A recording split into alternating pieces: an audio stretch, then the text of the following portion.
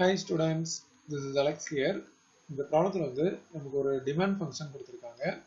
Find the partial elasticities EQ by EP1 EQ by EP2 கண்டுபிடிக்கணும். P1 and P2 ஓட values கொடுத்திருக்காங்க.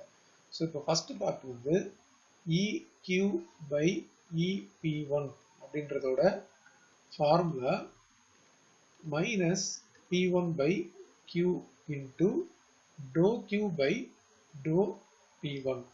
So minus P1 divided by Q க்கு பதிலா நம்ம இந்த full expression காப்பி பண்ணோம். 80 minus P1 square plus 5P2 minus P1 P2. So Q copy பண்ணியாச்சு. அது போக நமக்கு into dou Q by dou P1 இருக்கு. So with respect to P1 பண்ணும்போது 80 வந்து constant 0 ஆயிடும். இது வந்து minus 2P1 வரும். அதுக்கப்புறம் 5P2 வந்து கான்ஸ்டன்ட். இது வந்து மைனஸ் P1 P2 இருக்கும். P1 ஓட டெரிவேட்டிவ் 1, அப்போ பேலன்ஸ் வந்து மைனஸ் P2 மட்டும் இருக்கும். இப்போ இதில் வேல்யூஸ் எல்லாம் சப்ஸ்டிடியூஷன் பண்ண போகிறோம்.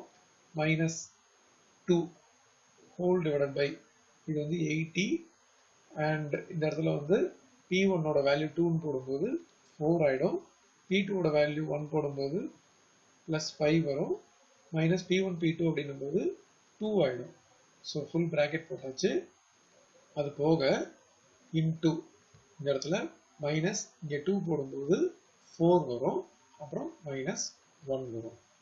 இப்போ டோட்டலாக நியூமரேட்டர் வந்து minus 2 into minus 5 whole divide by இது ரெண்டும் சேர்ந்தா 1 மைனஸ் 2 மைனஸ் 1. அப்போ 80 மைனஸ் வந்து 79 வரும். அப்போ டோட்டல் ஆன்சர் வந்து 10 by 79. இந்த ரெண்டு மைனஸ் என்ன வந்து கேன்சல் ஆயிடுச்சுன்னா பாசிட்டிவ் ஆகிடும்.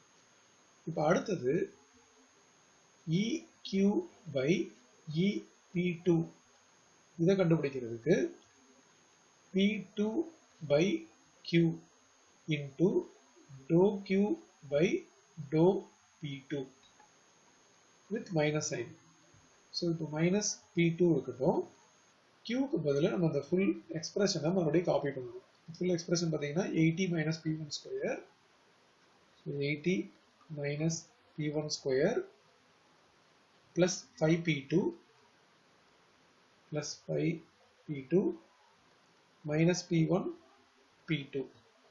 So Q ஃபுல்லாக சப்ஸ்டிடியூஷன் பண்ணியாச்சு.